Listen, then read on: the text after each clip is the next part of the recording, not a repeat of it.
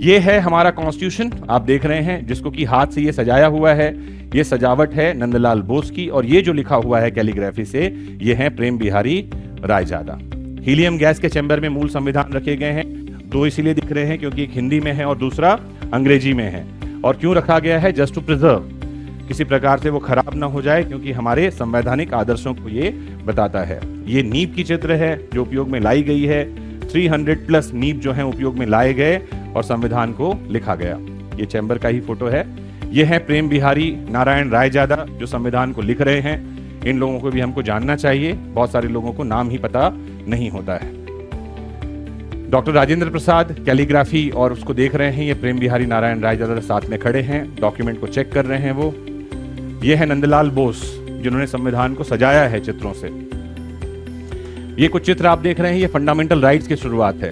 राम वनगमन के चित्र हैं इसमें, महावीर स्वामी का चित्र दिख रहा है इसमें, हनुमान की यात्रा दिखाई पड़ रही है इसमें, नटराज दिखाई पड़ रहे हैं, the cosmic dance of creation and destruction, Akbar और शिवाजी एक साथ दिखाई पड़ रहे हैं। दिख रहा है आपको?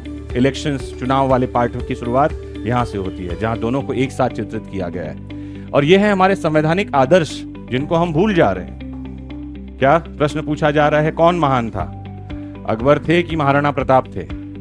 प्रश्न पूछा जा रहा है किसने लिखा संविधान? BN राव ने लिखा कि आम्बेडकर ने लिखा?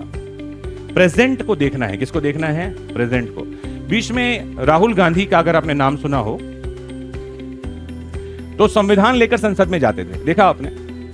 रोज वो संविधान लेकर जाएं, रोज लेकर जाएं, रोज लेकर जाएं। एक सत्तारूढ़ पार्टी का बड़ा विद्वान आदमी है, उसका नाम है अनुराग ठाकुर। उसका नाम सुना है आपने? ये सारे वीडियोस YouTube पर है ना, कुछ भी बात मनगढ़ंत नहीं है, सब आप चेक कर सकते हो जाकर के।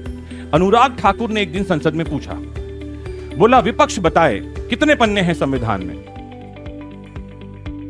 मतलब ये कैसा प्रश्न है? आप पूछो कितने आर्टिकल हैं, कितने स्केड्यूल हैं, कितने पन्ने हैं, डिपेंड करता है कहां पब्लिश हुआ है। अरे किसने पब्लिश किया है? वो नोट्स है, लक्ष्मीकांत का है कि किसी बेयर एक्ट है, क्या चीज है वो? कमाल की बात यह है, विपक्ष से एक आदमी खड़ा नहीं हुआ आंसर देने के लिए, सब घबरा गए। अरे पेज भी होते हैं क्या संविधान? उनको लगा बस कवर है। अदरवाइज को ये खड़े होकर बोलता कि तुम्हारे पास जो संविधान जिस पब्लिकेशन का है उसमें होंगे 350 पेज, हमारे पास जो है ये 200 पेज में सब हो गया, गुटका है ये। एक आदमी नहीं बोला, क्योंकि संविधान को पलट के पढ़ना होगा, तब आपको पता चलेगा कितने पेजेस हैं, कितने पेजेस में कौन सी बात है, कौन सी पढ़ा ही नहीं किसी ने, लेकर घूम रहे हैं। और फिर उन्होंने बताया 350 पेजेस तुम्हारे वाले में होंगे भैया, 350 पेज उनके वाले में, ओपन करके देखो।